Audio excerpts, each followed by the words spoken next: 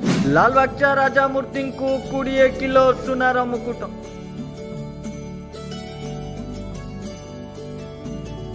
अनंत अंबानी लालबागचा राजा को दान कले मुकुट।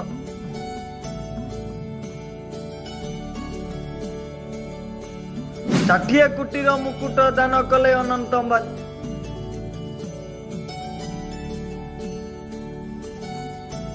लालबागचा राजा को दान कले 20 किलो सुनार मुकुट।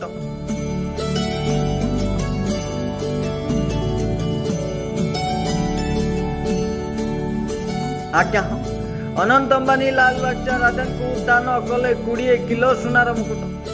यार आनुमानिक मूल्य प्रायतः 60 कोटी रु अधिक होइथिबो। लालबागचा राजार प्रथम झलक गुरुवार संध्यारे देखा मिलता। यही अवसर में रिलायंस इंडस्ट्रीज चेयरमैन मुकेश अंबानी सान पुओ अनंत अंबानी एक मुकुट लालबागचा राजा को दान कर मुकुट रे खूब चर्चा है। मुकुट को नहीं एवं खूब चर्चा है कारण यह तैयारी करिबारे 20 किलो सुना व्यवहार हो।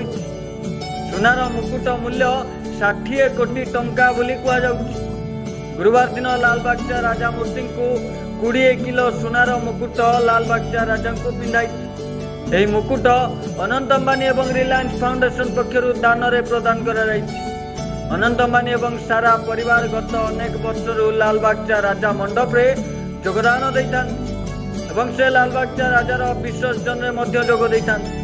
किंतु ए वर्ष 20 केजी सुनार मुकुट दान करिसंती Anant Ambani. Bureau report news alert 24x7।